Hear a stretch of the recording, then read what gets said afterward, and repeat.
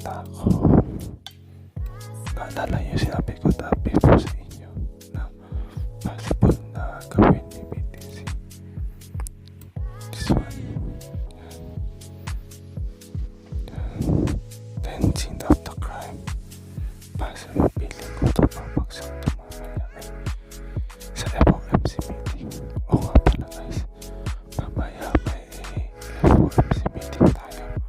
Kaya yung trade ninyo, be careful. Kasi marami maliquidate mamaya. Nakakatakot, hindi natin alam kung ano sasabihin ni Powell. Maganda yung mga post data, CPI, PPI, pero hindi natin alam kung ano na naman ang sabihin niya. Pero kasi dovish siya. Sabay, pwede rin naman hawkish.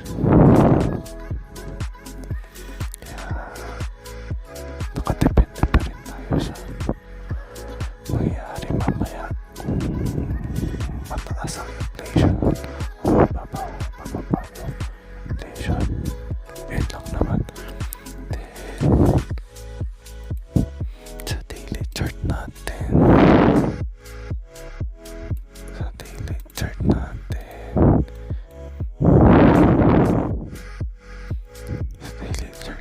rejected pa rin tayo sa 200 EMA natin.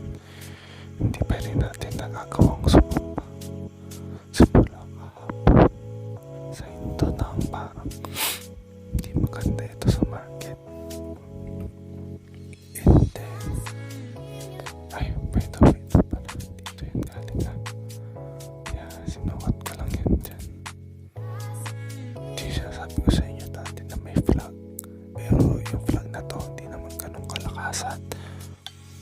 Kaya hindi siya medyo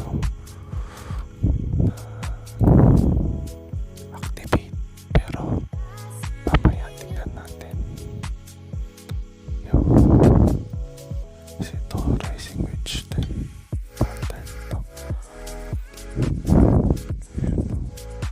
Rejected din tayo, hindi tayo sumampa sa taas eh.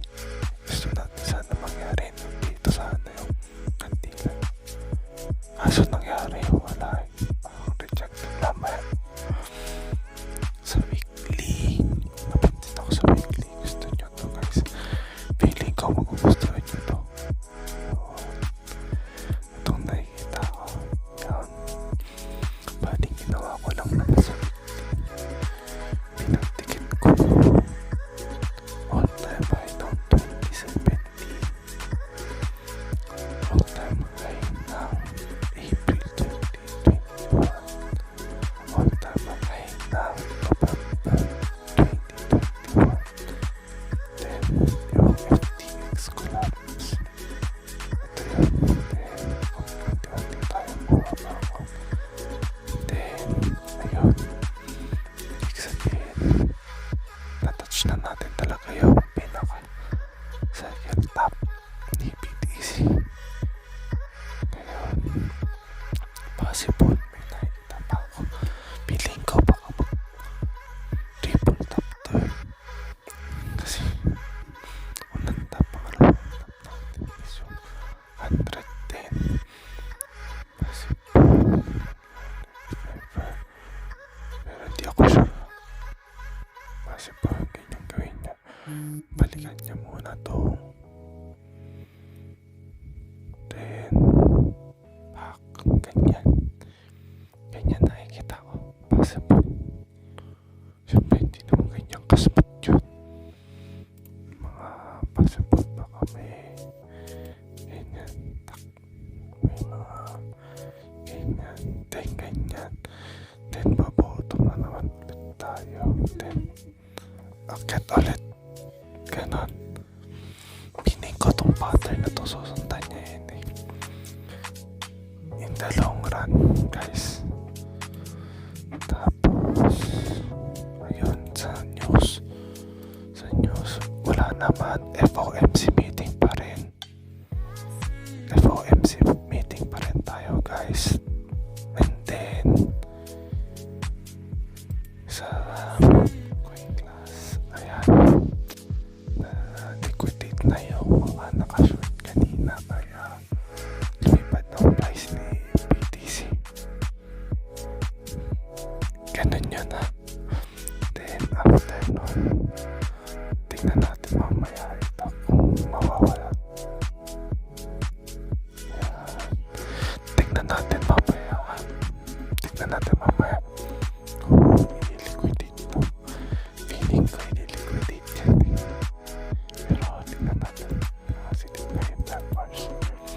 Sa 12 hours. Ay, ang dami. Kaya ito. 84 now. 84. 82. Mabilis lang yan.